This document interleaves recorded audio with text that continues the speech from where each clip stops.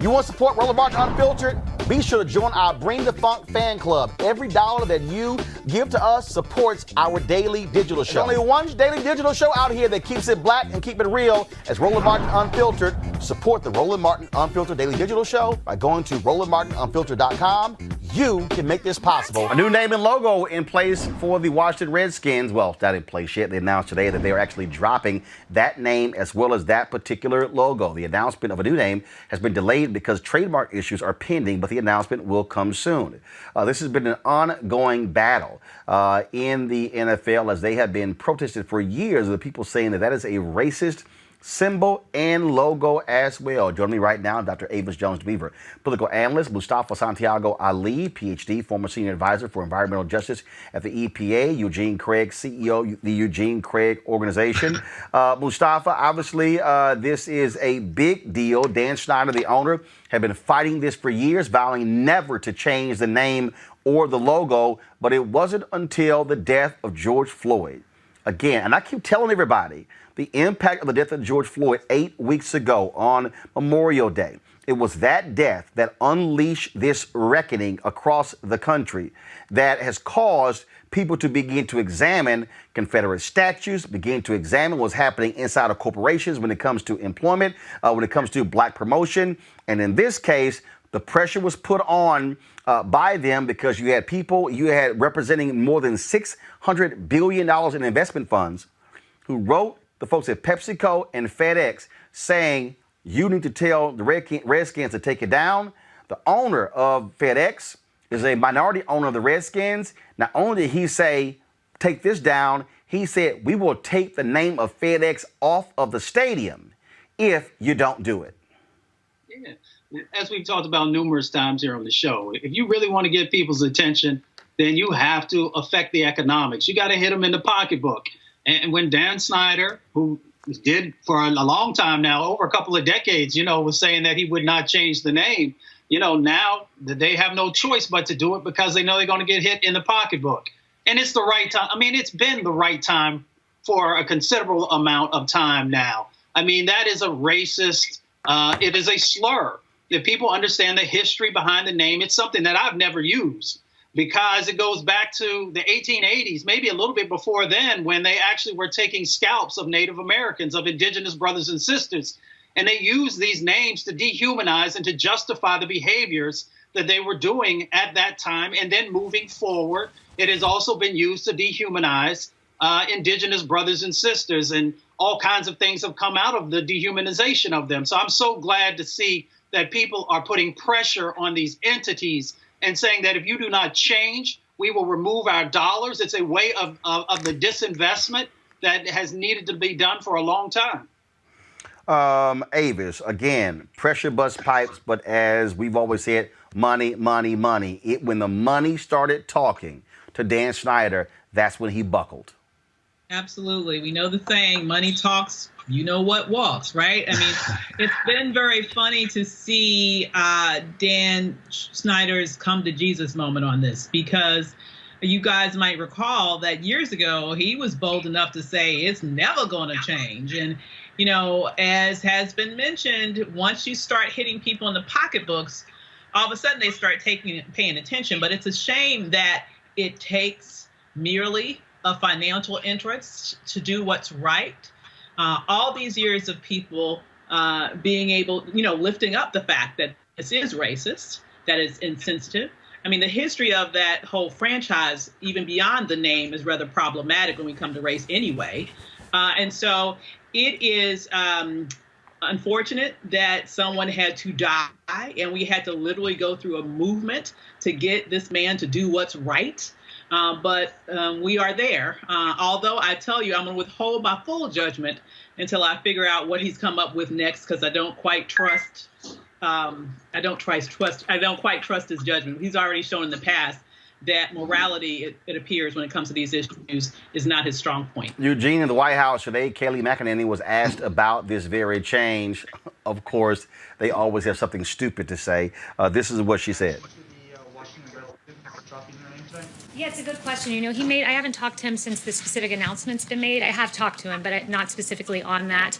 But last week, his tweet made it clear that these teams name their teams out of strength, not weakness. And he talked about the Washington Redskins and Cleveland Indians looking at changing their names. And he says that he believes that the Native American community would be very angry at this. And he does have polling to back him up. There was a Washington Post poll from a few years ago that 90% of Native Americans say they're not offended by the name. It is reflective of a 2004 poll, and the Washington Post notes that many of these Native Americans voiced admiration for the team name, like Barbara Bruce, who said, "I'm proud of being Native American and of the Redskins. I'm not ashamed of that at all. I like that name."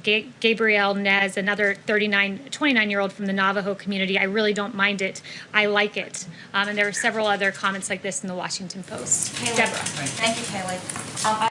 Well, Eugene, there you go. These teams were named for strength. No, they weren't. And the team name is a racial slur. Dan Snyder, he resisted this. He fought it tooth and nail. It literally came down to the corporate pressure. But the real schism here is that no matter what's happened in society, this White House, takes the most extreme of positions, takes the most racist of positions, and tries to drive them through. What Donald Trump tweeted out and what Kayleigh McEnany, defended, by the way, by pretty much reading off her responses. She doesn't know anything. She's dumb as hell. It's sad. It's really sad. Well, again, the point that we keep making is that if you want to change America, you must go after money. And that's the bottom line. And so I think that, again, look, it'd be great if people actually made decisions for moral reasons, if it was the right reason. But this has always been the case of America. If you want to change America, you have to target the money. And I think in the aftermath of George Floyd's death, that's where everybody has to be thinking. It has to be about you go after the money. When it comes to the boycott of Facebook, you go after the money. When it comes to trying to get these media companies to change their racist hiring practices and to deal with the promotion of black people, you go after the money. In fact, you look at what's happening in the advertising industry, the exact same thing. We're going to talk about this thing a little bit later, but same thing, how they are penalizing even institutions over the coverage of different things like, oh, no, don't run our ad next to stories where it says protest or George Floyd or racism. That's what we're dealing with. America, it's always been about the buck. It sure has been. 100%. Even if you go back to the trafficking of black bodies that built this nation, it was about the money. I mean, it's a shame that our culture is, quite frankly, so individualistic in nature. That's really just as American, no pun intended, as apple pie, right? We have a very individualistic nature that's built into the fabric of this country, which I would argue has a multitude of implications. And one of them is this issue of prioritizing individual wealth aggregation over moral stances in a variety of ways. And so, unfortunately, it's gone back from the very beginning of this nation, and we've yet to be able to course correct in terms of providing a normalcy with our culture that is one that is more universal in terms of doing things that are right for right's sake, rather than doing things that we need to do in order to have more money on the bottom line. I think you better jump in, Eugene. Go ahead. Eugene, go ahead. The thing is this. Sorry. I muted. I said you're 100% correct. When it comes down to it, it literally comes down to the corporate pressure. It literally comes down to the corporate dollars. It literally comes down to what kind of economic loss are these entities and institutions willing to suffer for their views. And what we've come to find time and time again is that their stomach for economic loss isn't really that tough. You give them the slightest nudge, and they're willing to pretty much hand over the whole cake. That's it. That's exactly what we're seeing. And the fact of the matter is, as I said, in the aftermath of the murder of George Floyd, we have seen a number of companies make changes. But I keep using the phrase, I'm not satisfied. I'm simply not satisfied with what they are doing. All right, folks, back to our Roland Unfiltered video in just one moment.